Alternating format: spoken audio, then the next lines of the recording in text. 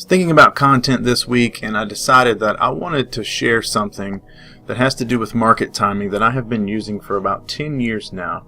It's brought me a lot of success and a lot of trading profits, and I want to talk about that today with you. If you're new here, please consider subscribing, trying to grow this channel, trying to create valuable content for people who are interested in trading.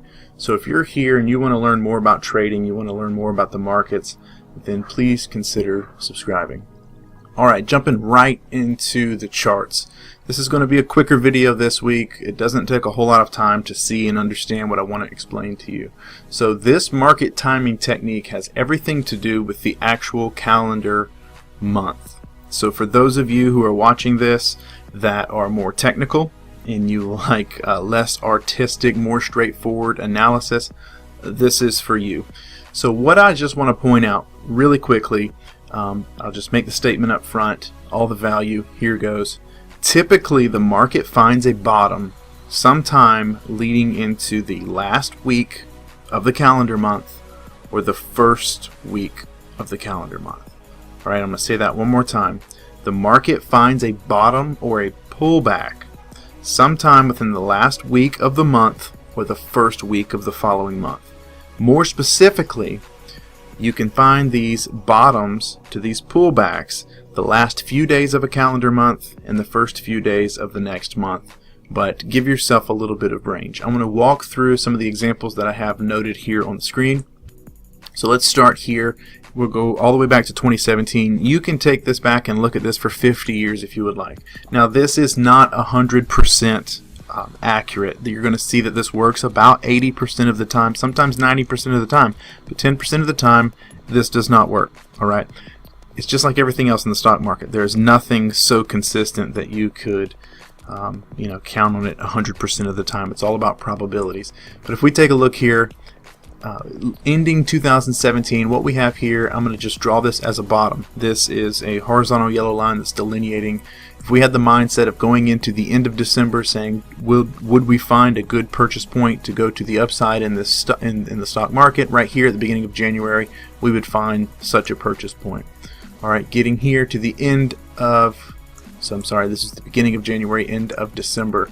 Getting to the end of January, we had this major market pullback in the beginning of 2018, as you can remember. But if we come down here to the first week of February and we just draw a horizontal line, yeah, we did dip below this and go lower, but then it was followed by a move higher. We're going to come over here to the beginning of March. So as we end February and go into March, what do we have here? We have another bottom put in by the market. So again, all I'm saying is sometime towards the end of one calendar month, or this is an or, not an and or the beginning of the next calendar month, the market tends to put in its bottoms. Right, so again, we're going to follow March all the way to the end of March, beginning of April, and what do we have here? We have our next bottom. Let me skip forward a little bit too much here. So that's April. Let's go through with April. We're going to come to the April 2018, getting to the end of April and into the 1st of May, and we have our next bottom. So again, another purchase point to move to the upside. That would be a good time to do it. As we get to the end of May, we'll come down to the end of May to the beginning of June, and we find our next low being placed. Another thing that you can do, another thing that I'm doing here, this is a stochastic slow indicator. I talk about this in almost all of my videos. This helps us with our range. So if we use the stochastic slow being oversold below, I like to use a 20 mark. Some people use 15. I like to use 20. So as you can see, we're oversold here. Looking at our stochastic slow, we're putting in this bottom. That's a good chance to go to the upside. Again, the stochastic slow comes down to being oversold right at the beginning of the month. It's an opportunity to move to the upside. Stochastic slow, oversold, you guessed it, great opportunity. So as we come back here to where we left off, the beginning of June, we see our stochastic slow getting to an oversold area, and we have another purchase opportunity to go to the upside. This thing works like clockwork. It seems very simple, very obvious, but don't let that fool you. Just because it's obvious and simple does not mean that it's not effective. So let's go into the end of June, getting into the beginning of July. Yes, we have our stochastic at an oversold area, and there is a purchase point that moves to the upside. There's appreciation from there. We'll continue to move forward. Here is the end of July, the beginning of June. Sorry, can't get my month straight. The end of July, the beginning of August. We have our oversold area here on our stochastic slow, moving to the upside again. So let's see what happens at the end of August. The end of August, we get all the way to the end of August, and we're in an overbought area. So we would wait for it to come down the first week of September, purchase on the first week of September, move to the upside. It's only here in the later part of the year, as you can remember, October we took a big dip. We had a purchase point here at the beginning of October, which didn't fully manifest in the market turned. Alright, so here, remember I said 10% of the time this doesn't work? Here's one of those examples. So if the price comes back to where you entered, I would say get out there. It's obviously not working. Right, so but then something interesting happens. The market actually starts moving down to the downside. And even with that downside move, we still find a bottom at the end of October, beginning of November. So you would still be able to purchase with appreciation following in the middle of all of this bearish activity and all of this down move. We're going to come down. We don't really get an opportunity here at the end of November, beginning of December, and then in the last week of December, as you can remember. I'm not going to say, hey, we would pin the bottom of this, but here at the very last part of December, we put a bottom into the market. Markets appreciate from there. Right here at the end, so that began January. January goes all the way to the end, and then the last week of January we put a bottom in here, which leads into February. February ends right around here. This is the beginning of March. We start going to the upside. March carries up, and then the beginning of April, which we are currently sitting, it's April 23rd at the time I'm making this video, and this is what you can see here, another opportunity. So again, this is something that works 80 to 90% of the time. So let's think about this a little bit further. If the market is finding a bottom to a pullback at the end of one month and towards the beginning of another month, again, this is technical, but it's not so technical that I would say, oh, let's look at this certain day. No, I'm just saying give yourself some leeway, but have it in your mind that towards the end of a month, if you're seeing your oscillators or your stochastic slow here that's overbought and it's the end of the month, expect a bit of a pullback. And as you find this bottom, as you find a bottom, and it's getting close to the very end of the month or the beginning of the next month, this may be a good opportunity to purchase to go to the upside. So that's one play. Well, let's think. If that's true, then what would that mean for the middle months, the middle days of the month? So if we just follow the same rule, if we know that we are in a position to pull back 8 or 9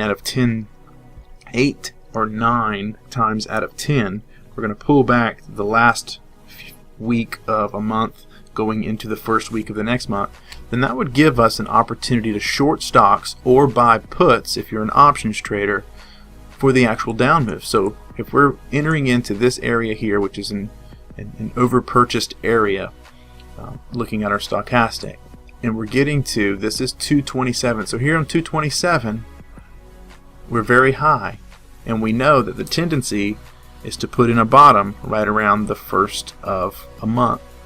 We would have a lot more confidence in this down move to make money shorting stocks or buying puts. It's going to be the same going into every one of these moves. So, apologies.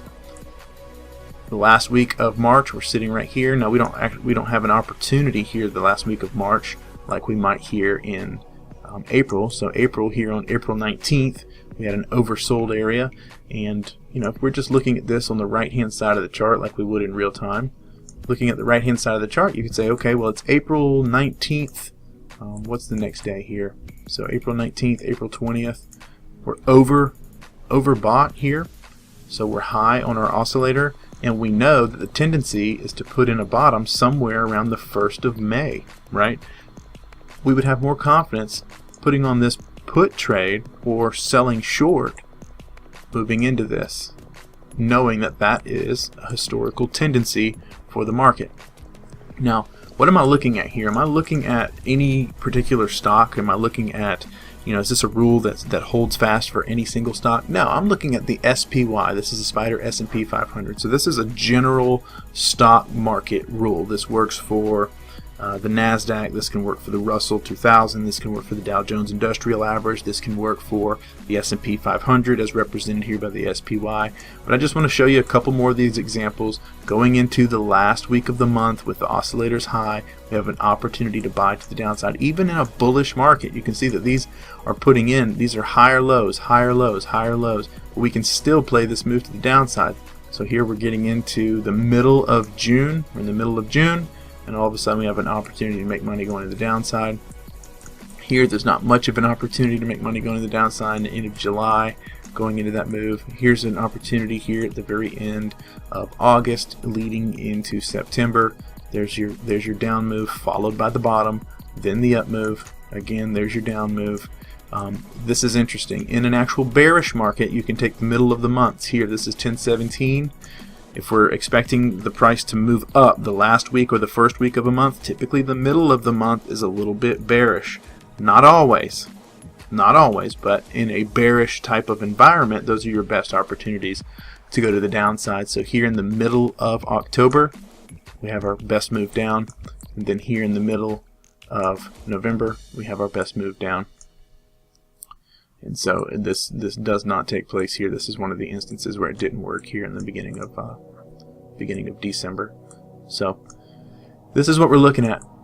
Again, leading into the beginning of March, this down move had not taken place yet, so we follow it to the downside. So, all right, I think you get the point. This is simple. This is pretty easy. It's not exact science. It's just a little tip, a little technique that I wanted to share with you that hopefully you can implement in your trading. Hopefully something that you find value in and can help you as you're trying to navigate and figure out which positions to put on while you're swing trading or you're looking at the overall market conditions and different things that are going on within the market as you are doing your analysis. Again, please don't forget to like this video, hit the subscribe button. I'm going to release more tips like this, more things that I do with my trading. I'm going to start sharing more and more of that. I may even share some of my accounts, how I put on trades, how I manage risk, all those things. But leave me a comment. Let me know what you'd like to see. And if you like this video and you're not a subscriber, please consider subscribing. I really would like to grow this channel. All right, so thank you, and I hope that you have a profitable week.